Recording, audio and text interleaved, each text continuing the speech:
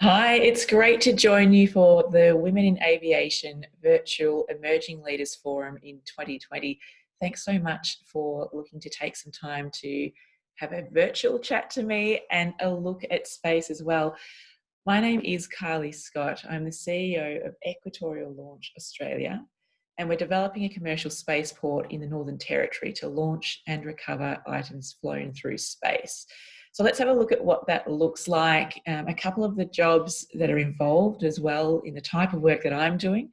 We'll have a chat about the way that I got into space and working in space and how you might also.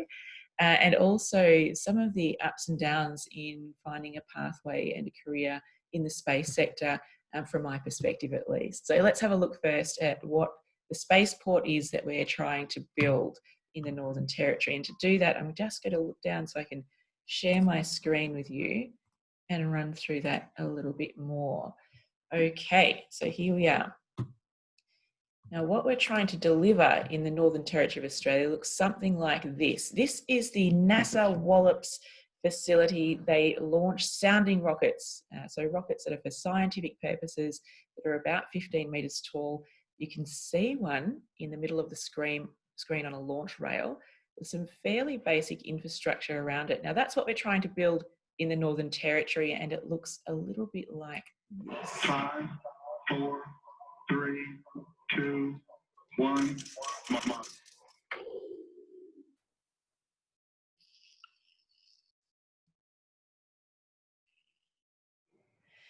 So that's it. It's a very quick execution of a sounding rocket. I'm going to stick with these slides that you can see, and you'll see my face again in just a minute. But I just wanted to go through what that looks like for us and what we're developing. So what I'm talking about when I talk about my role at Equatorial Launch Australia, or ELA, in the space sector. And what you just saw was the launch of a sounding rocket. On the left there is a launch rail, a rocket. It goes up in an arc over the 100-kilometre mark in altitude, usually deploys a payload. In this instance, it will be scientific payloads with NASA. And so it will be telescopes looking out for doing heliophysics experiments into space. And then they'll come down gently via a parachute. So that's what we're trying to achieve by about midway through next year, give or take, with COVID. And the reason we're doing it from the Northern Territory is that we're close to the equator and in a fantastic nation for the space sector to really thrive. Now, this picture shows you some of the other spaceports around the world. The bigger the circle, the more they launch. If there's a bit of orange around the circle, they launch humans as well. And as you can see, just near to the equator, or even 15 degrees either side of the equator, where it's most efficient, there aren't too many spaceports just there. So Australia's in a very good position to pick up that $1 trillion market by 2040, or a piece thereof, and start having sovereign launch and being able to see the space sector in Australia and all those jobs start to grow. And Australia all round is great for launch. We've chosen this area in the top right-hand tip of the Northern Territory because when you launch eastward to make the most of the rotational velocity of the Earth, you're launching over a patch of sea, or the Gulf of Carpentaria, where there is much reduced environmental risk hazard generally, and interference with your launch pathway. So we really are in Australia in a fantastic place to develop that whole pathway of jobs in the space sector, including launch and what we're looking to do. So this is a basic layout of the launch site itself that we're developing right now in the Northern Territory. This is the launch pad that NASA will launch off. It's about the size of a house block. This whole area is about the size of 5 football fields as well. So you have some infrastructure up the back where you integrate the payload, administration and so forth, and down to the launch pad to actually see that launch take place. Now, we've started works there. We work with traditional owners in East Arnhem Land to undertake this activity, and they've commenced the clearing and also land care to lay the foundations of that launch site. So we're really excited about the next few months as we start the build and see that launch site come together. And what you're already starting to see here is that there are a range of jobs from the very start in the space sector that aren't what you might necessarily have initially thought of as space jobs. So we need geotechnical data and surveys, land clearing and care. We need a whole range of community engagement activities and engagement with the traditional owners and the people in the community we're working with. And for that, we need the right people. And while we're talking about the traditional owners in East Arnhem Land, just to build that story once again, when you look to the space sector and the jobs that are in the space sector and the people involved in the space sector, it is so vast. The Yolngu people in East Arnhem Land are the traditional land owners. We work very closely with them to develop the spaceport and keep managing it. And they themselves have been involved in space for tens of thousands of years. And what you're seeing here is Jawa Yunupingu on the left, who is a traditional owner in East Arnhem Land and also on the board of the Gumatj Corporation. He's working with us to look at a returned rocket that has just been launched out of Queensland and returned with some of the Yolngu artwork from the East Arnhem region on display on the nose cone. So there's artists that are involved in this as well. And the people in East Arnhem Land really have been involved in space and trading in space for a long time, but also stories of space and how you understand what the space sector is to Australia. So the galaxy is a really important part of Yolngu culture, or the Indigenous culture of East Arnhem Land. There is a story of the morning star. There is a story of the Seven Sisters, or the Pleiades. And these are the sorts of stories that we'd like to work with traditional owners to continue telling, to really build that understanding in Australia and around the world, that there are people in Australia who have been working in the space sector and talking about space in their own right for a very long time. So we really are well set up to play a role in this space sector going forward.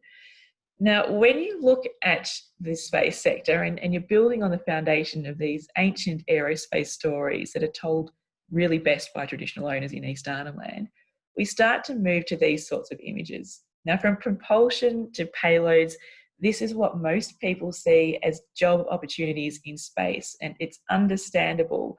With rockets, you've got rockets and regulation, propulsion and navigation.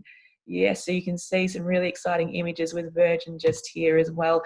And in fact, Virgin Orbit with the rocket that they'd like to put under the wing of a plane. So perhaps you'll be flying that plane one day and taking care of one of those rockets. And then we move from rockets to payloads, where you've got satellites that have moved from this truck size here to really small cube satellites. Telescopes, as we talked about, with NASA launching those in the Northern Territory with ELA next year. Medical experiments as well. Now, all of these need to be designed, manufactured, tested, assessed, and all by aerospace workers like yourselves. So one of the figures that really stands out for jobs in space is the image of an astronaut. Well, that's one sort of astronaut, and this is another. Front and centre is Pam Melroy, commander of the Space Shuttle. Now, to really capture just how vast the job opportunities are in the space sector, it is useful to look at an astronaut and consider that there are an estimated 400,000 people that are required to see one astronaut reach space. And to reach space, you need launch, which is where ELA comes in. Launch is a section of the space sector that has its own unique roles and responsibilities. Now, in addition to a CEO, you'll usually find mission operations, site development, management and maintenance, business affairs such as HR, finance, strategy, legal, chief information officers, security, and even a chief of innovation. But you'll also find jobs that you're expecting to see and hear about. So if you're studying engineering, these are some of the roles that we look to at ELA to make our way through the development phase, through all of our documentation and into launch. And that includes aerospace engineers, from junior engineers to mid-range and senior engineers. You could be a propulsion team leader, a structures team leader, a test engineer, chief engineer as well. Now, that might take you anywhere between 3 and 5 years as a junior engineer to get those skills and experience up. through to 7 to 10 years for a mid-range engineer, or 12 plus years when you're getting your PhD and masters and working in that senior chief engineering role. You could also have electronics engineers at a mid-range, safety engineers, mechanical engineers, atmospheric and space scientists, cyber engineering technology roles, chemical engineers. Really, the list continues on and on with a range of engineering roles that are in hot demand through the space sector now and going forward. And how they come together during a launch to see someone like Pam go to space, or a telescope for NASA and others go to space, is to look at a couple of extra steps. Now, on the day of launch, a number of checks take place before you launch someone like Pam into space, or a telescope at the much lower end of complexity, I hope. The launch status check happens with team leaders, and that includes a flight director who'll give a verbal communication and confirmation that all systems are go. There's a launch readiness check before you launch with mission management and other interested parties. So that's people that can be outside of the space sector as well, including customers and community members who also approve the go for launch. And that was a new section that was put into the launch program generally around the world, following some feedback that really you need to understand from all interested parties that we're in a position to launch to space. So all that can be a bit to take in, and I'm best really focusing on my own role as CEO, where there are some commonalities to being a CEO of any company. So I report directly to a board and advocate to government. I speak to the board directly, but also to regulators and key stakeholders. And it's a really big shift as you're moving from your childhood life into a range of different aviation careers. But there are some very common skills that you can build, and I think my role as CEO of Equatorial Launch gives a good example of one of those. I also look to represent the company at events, at media. My role is specifically responsible for implementing strategy, maintaining the values of the company, and working with our leadership team to drive innovation and performance of the organisation. And that includes some duties that are similar to those of an airport director. So from administration to site engineering, there are a broad range of roles that can see you playing a role in aerospace, in space, and the launch of rockets in our country going forward. Now, one of the questions that I was asked to look at is, how did you find yourself in an aviation field or career? So I thought I'd show you this image here, where I can remember trying to build planes out of wood and nails when I was really small in the backyard, and just really hoping it would end up looking a little more like what's on the right of your screen right now. But somewhere that got a bit lost amongst all the other things you can grow to be. And in year 10, I wanted to be a vet because I cared for animals and everything around me, really. And in year 12, I didn't quite know what I wanted to do at uni. So it wasn't even that I knew I wanted to be a vet, and that being a step away from an aviation career. And in fact, in year 12, I had a dose of glandular fever, and that didn't help setting the right path to maximising my grades either. So a little like an early episode of, Netflix, I hadn't quite found my feet or my way just yet, but I did get into uni and studied a double degree in business commerce and business communications at Monash Uni, which I absolutely loved. I liked meeting new people, meeting interesting people, and the course really provided a grounding in best practice philosophy and thinking for business systems and different ways of understanding the world around me. And as you go through your careers, they're probably some of the skills that you're going to need regardless of which job you do and how you step into the aviation field. So while I was getting ready for uni and doing a range of different things, it didn't really position me just yet to look into space. So when you're looking at, what was my pathway into this field or career, my pathway into this career really wasn't traditional all round, even beyond uni. I started out my professional jobs after uni in sales and communication and community radio. Then I started my own small business in retail precinct marketing, planning, international trade, defining development strategies. I worked in government on everything from economic assessments to working on $50 to $4.5 billion precinct strategies and physical developments. And while that seems a world away from aviation careers, what it did was give me a good sense of the jobs and regulations that come into play to regulate site developments. Something you wouldn't know at the time, but has been crucial in leading the development of Australia's commercial spaceport at 12 degrees. So all those skills you pick up along the way in anything you do that interests you can build a pathway into a space career. Now, I've worked on industry boards, committees to practice governance and strategic management of organisations. I then grew to start my own businesses. I also worked and started in a startup that you can see on the left of the slide here, which grew to a multi-million-dollar not-for-profit venture capital and asset management group. And that focused on development of industry and enterprise, which went really well, as you can see, some awards on the right.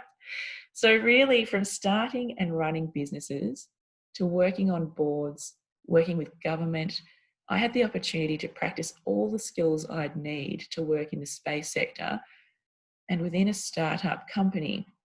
What I really had to move fast on was learning the different aspects of the space sector to make sure I understood how our business could respond to customer needs. Because at the end of the day, launching rockets and working in the space sector, running a spaceport, quite often it's all another form of running a business.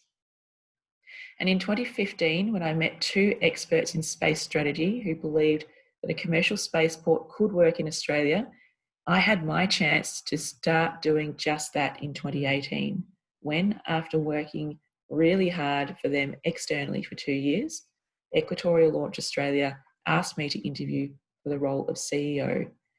And I did, and I was quite lucky, as you can see. One of the other things I was asked about is, what do I enjoy most about working in my job? And the opportunity to grow and work in the space sector is just amazing every single day. The people you speak with and the concepts people are working on are always working to extend the imagination and generally better the world significantly. So I love working in the space sector. I can't promote it enough, because I think you find people working in the space sector are always striving to do something pretty sensational. And it's amazing to be in that sort of environment day to day. I speak with scientists who want to understand how the universe was created, doctors who want to create a more effective cancer treatment through medicines tested in space, people who want to reduce food scarcity through improved satellite applications in the agriculture sector, and capture carbon or clean water for a better planet here and more efficient journeys to other worlds. The people you get to meet in the space sector, the size of the challenges they're working to address, and the collaboration and success that is being achieved are all incredibly inspiring and invigorating to see. And that's what I really love about working in aerospace, or the space sector specifically. I've been asked as well about what are some of the challenging times that I've faced. And that one's an interesting one for me to talk about. Welcome back. Because, I don't know, there've been so many challenges. It's almost one that would be way better for us to talk about one-on-one or in the sessions later on. So hopefully we get a chance to have a chat later on. But I'll give you one challenge that's a little bit less specific to my job in space, and it's probably more general to any role that any of us could undertake, I think. It's a little embarrassing even sort of raising it, to be honest, particularly in a recorded session. But I'm going to give you something authentic, so I will tell this story. It's a small story. It's not terrible. There was a time when I'd just been appointed, and it was at the very start of one of my early CEO roles. And so I'd just been appointed the CEO of a company, and it was a really important task. And I was walking down the street with the chairman when someone in the street stopped us and asked us what we did. So they asked him what he did, then they asked me what I did for work. And I was really conscious of not sounding too forward. So instead of admitting to being a CEO with a big task at hand, I commented just on the company, the work that the company was doing, and how the team was going about that work. Now, that might seem quite innocuous and a bit hard to link to the question of a career in space and the big work challenges you face there. So it's a little bit abstract at first, but it was such a conservative response that I was giving to make sure I wasn't sort of blowing my own trumpet in my response, that the chairman actually stood aside with me afterwards and commented on the response and asked why I didn't proudly announce that I was the CEO of the company. And that's when I started to realise, you've really got to kind of build that confidence around how you speak about yourself. And I'm still working on that myself, but it's a thing to keep working on around how you present yourself all round, and not being shy about the achievements that you're working to. And when he'd asked me, why is it that you hadn't announced yourself as the CEO? It was this: I never believed that I should speak about myself too highly. That everyone would and should be able to see that the work that I do is good in its own right, and make their own, hopefully very positive assessment of that and judgment of the skills that I have and what I'm bringing to the conversation generally. But the truth is, no one ever really knows exactly what you're doing. They don't know everything that you do in your job and all that you're achieving in any part of your life. So part of my daily, weekly, yearly challenge then is, and to this day, is telling that story, and realising that telling your story is really very important. And that's for all of us. So at every stage of your career, sharing those stories helps to build communities. It helps build strength for other people who are listening to it, and professional understanding. To this day, I still get people that will say to me in a shocked way, "Oh, I didn't know you knew how to do that." Even when to me it really seems it should be obvious.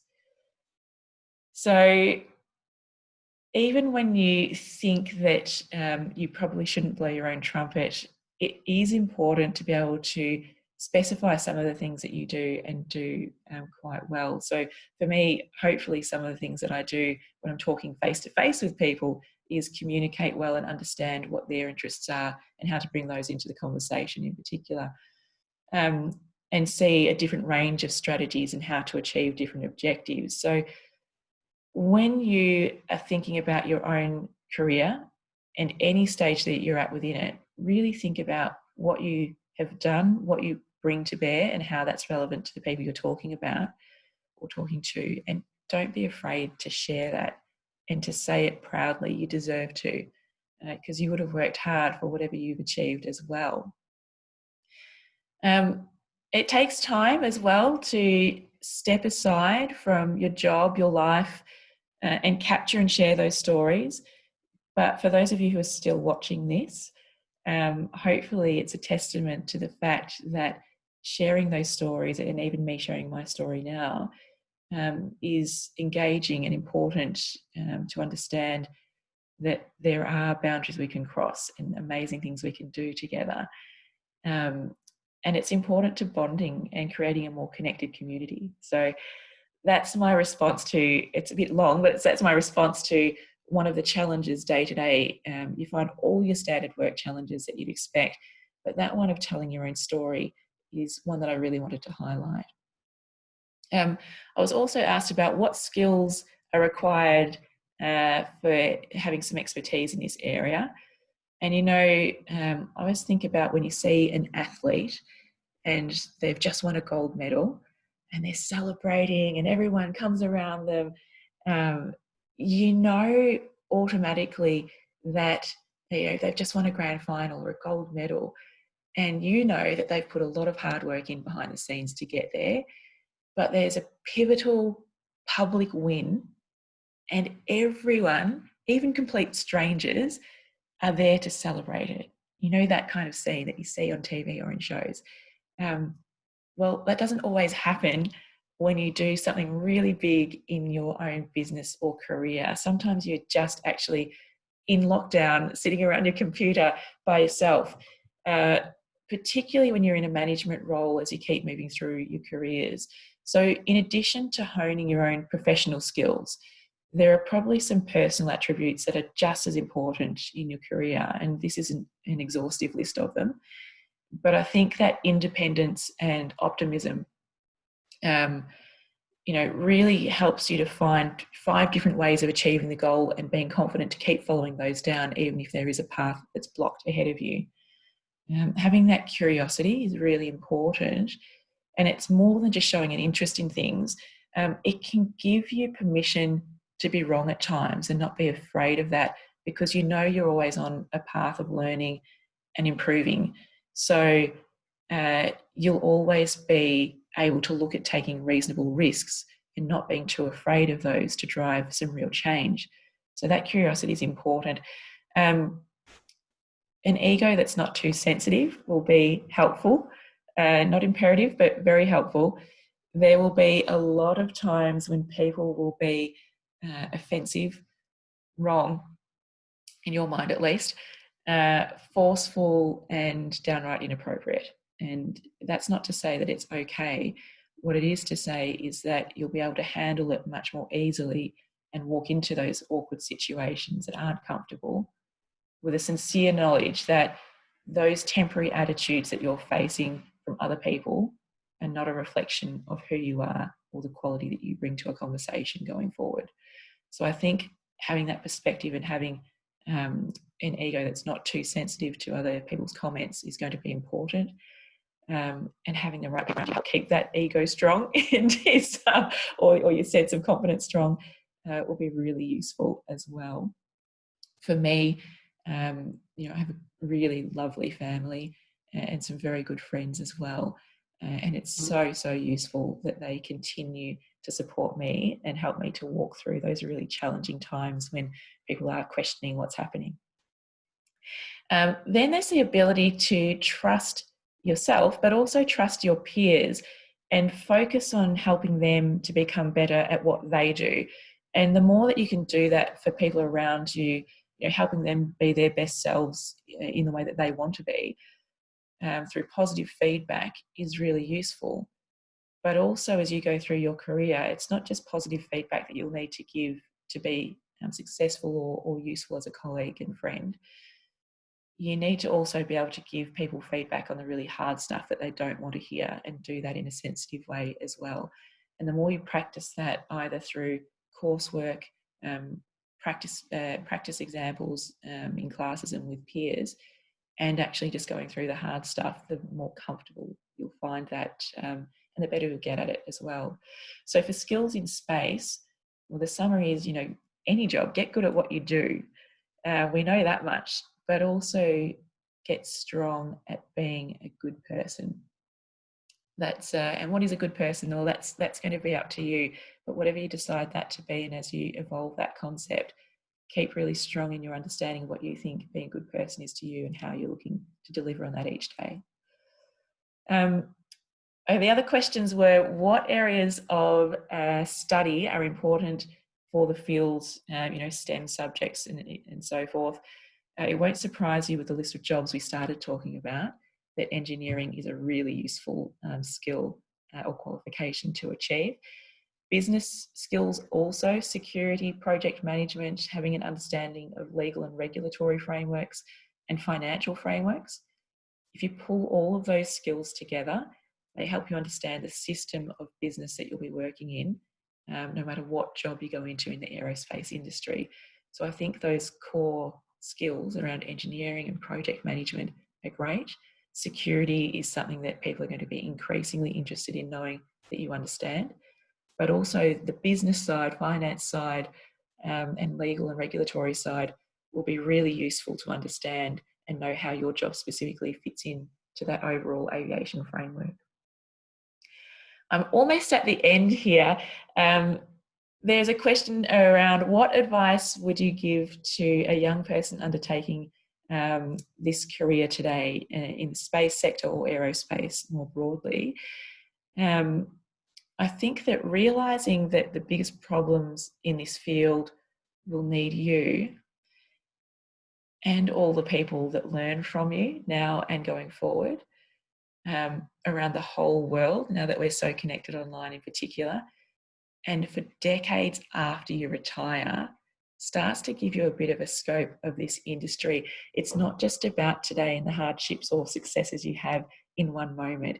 Your career is going to be amazing, and it'll have challenges, it'll have high points, it'll have some fairly standard boring points with admin that you need to do. But if you think about it in the context that these challenges are so large that you're playing a part in that, and no matter how hard you work, it's only going to be a small part, but a very important part. It starts to help you really think that that understanding of entering space as a field in particular is really going to be helped by really just continually reflecting on how big the challenges are and how important it is that what you do forms part of a system that other people can be a part of.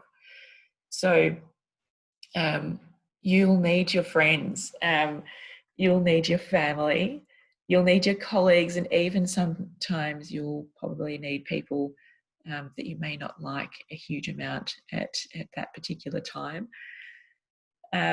But you'll need all of them to help make great things happen. And they are the great things that I'm pretty confident you guys are going to achieve in your own careers. So my tips, I guess, from what I've learned is to share, to be open in trying to share your story. Be helpful and polite as often as you can be.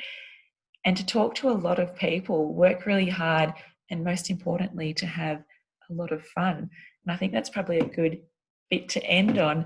So it's been a real pleasure chatting to you as part of this virtual series, sharing with you what we're doing in the Northern Territory, my role as CEO, the range of different engineering roles and other roles broadly that are involved in launch itself in Australia, and that is going along in leaps and bounds, and the space sector more generally.